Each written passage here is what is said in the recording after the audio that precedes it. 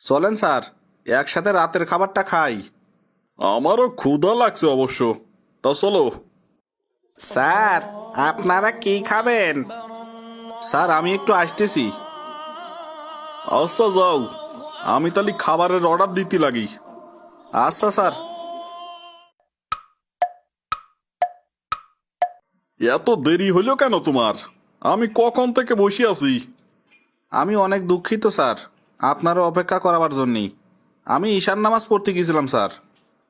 কি, তুমি কি এখনো নামাজ পড়ো? তুমি কি সারা জীবনই ব্যাকডেটের থেকে যাবা নাকি? এই জামানায় তোমার মতো শিক্ষিত লোক নামাজ পড়ে, ব্যাপারটা তো দুঃখজনক। স্যার, আমি ব্যাকডেটের কি করলাম?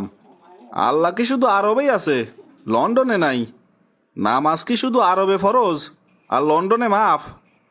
আচ্ছা, আমি তোমারে কিছু প্রশ্ন করতে চাই, আশা করি তুমি উদার মনে সেগুলোর উত্তর দিবা। বেশ তো স্যার, তবে আমার একটা শর্ত আছে স্যার। প্রশ্নের উত্তর পালি আপনাকে পরাজয় স্বীকার করে নিতে হবে। স্যার, রাজি থাকলে বলুন। ঠিক আছে, তোমার এই সত্যে আমি রাজি। আচ্ছা স্যার, তালি পারে আলোচনা শুরু করা যাক। আপনি কত বছর ধরে নামাজ পড়েন? স্যার, 7 বছর বয়সে নামাজ শিখছি এবং 9 বছর বয়স থেকে আর কখনো নামাজ ত্যাগ করি নাই, আর মৃত্যু পর্যন্ত করবও না ইনশাল্লাহ। আচ্ছা, মৃত্যুর পর যদি দেখেন জান্নাত জাহান্নাম পাপ পুণ্য বললে কিছু নাই, তালি পারে করবেন কি? আমি আপনার কথা অনুযায়ী আলোচনা চালা যাচ্ছি। তবে যদি দেখি জান্নাত জাহান্নাম পাপ পুণ্য বললে কিছু নাই, তালি পারে আমাকে কিছুই করতে হবে না।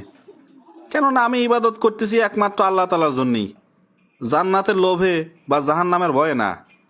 যেমন আলী রাদিয়াল্লাহু তাআলা আনহু বলছিলেন, হে আল্লাহ, আমি জান্নাতের আশায় বা জাহান্নামের ভয়ে তোমার ইবাদত করি না, বরং তুমি একমাত্র ইবাদতের উপযুক্ত, তাই তোমার ইবাদত করি।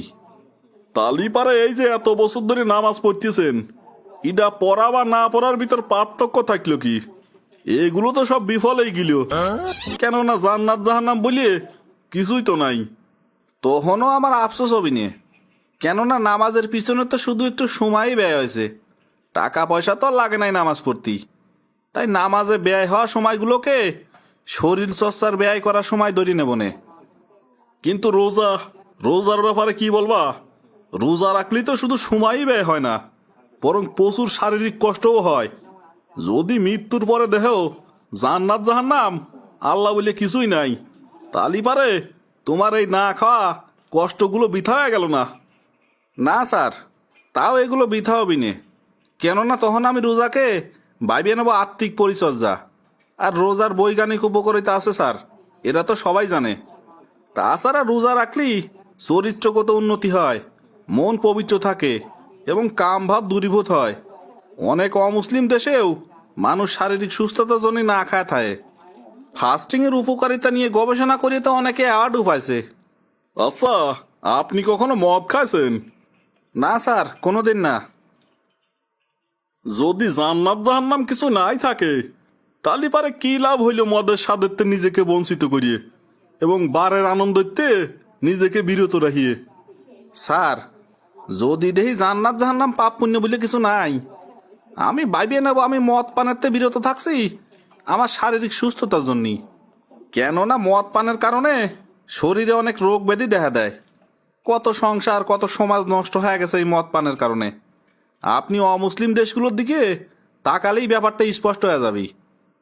আচ্ছা বুঝলাম, মদ না খায় তোমার স্বাস্থ্যগতভাবে কিছুটা লাভ হয়েছে, কিন্তু তুমি যে কয়েক লক্ষ টাকা খরচ করিয়ে হজ করছো, যদি মরণের পরে দেহ জান্নাত জাহান্নাম বলে কিছুই নাই, বা পাপের কারণে মানুষের কোনো শাস্তিও নাই, বা পুণ্যের কারণে কাউরে জান্নাত দেওয়া হচ্ছে না, তালি পারে তোমার হজের খরচ করা টাকাগুলো তো বিফলে গেল, তাই না? না না স্যার, তালিপারেও এগুলো বিফলে যায় নাই। তখন আমি ভাববো এটা ছিল আমার জন্য বড় একটা ট্যুর। মানুষ তো লক্ষ লক্ষ টাকা খরচ করিয়ে ইন্ডিয়া, আমেরিকা, মালয়েশিয়া ট্যুর করে। আমিও ভাবিয়ে নেব হজের সফরটা ছিল আমার জন্য একটা ট্যুর। আমি আমার পরাজয় স্বীকার করে নিচ্ছি। বলেন তো এখন আমার অনুভূতি কি? নিশ্চয়ই আপনি খুব আনন্দিত, কেননা আপনি বিজয়ী হয়েছেন, আমার সবগুলো প্রশ্নের উত্তর দিয়েছেন। স্যার আমি মোটেও আনন্দিত নই, কেননা এখন আমি আপনাকে প্রশ্ন করব। আমার অবশ্য আপনার মতো এতগুলো প্রশ্ন নাই, আমি শুধু আপনাকে একটা ছোট প্রশ্ন করব। আমি তো প্রমাণ করলাম যে যদি দেখি মৃত্যুর পরে জান্নাত জাহান্নাম হাসর ফুলসিরাত বা হিসেব নিকেশ নাই, তাহলে তো আমার আফসোস করার কিছুই নাই। কিন্তু আমার প্রশ্ন হইল, আপনি যদি মৃত্যুর পরে দেখেন এইগুলো সবই আছে, কুরআন হাদিসে জান্নাত জাহান্নামের যে বর্ণনা দেশে, গরম পুষ পান করানো হবি, বিষাক্ত সাপ দংশন করবি, আর নানাবিধ কঠিন কঠিন আযাবের বর্ণনা, এগুলো সবই সত্যি, তালি পারে আপনি কি করবেন? আচ্ছা আমি আপনাকে এখনই উত্তর দিতে বলতেছি নে, আপনার যেদিন ইচ্ছে হয় সেদিন উত্তর দিয়েন। আপনি একটু ভাইবে চিনতে তারপর আমার উত্তর দিয়েন। স্যার আপনাদের খাবার রেডি। আচ্ছা নিয়ে আসো। কি দেওয়া ফোন করলো? আমার সেই নাস্তিক স্যার ফোন করছে দেখছি এতদিন পর। Hello sir. রফিক, তুমি কোথায় আছো? স্যার রাস্তায় আছি, বাড়ি যাচ্ছি। আমরা সেদিন যে হোটেলে ডিনার করছিলাম ওই হোটেলে এখন দেখা করতে আসতে পারবা কি? আচ্ছা স্যার আসতেছি।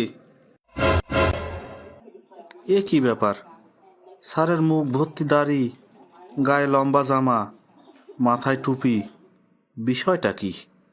স্যার কেমন আছেন?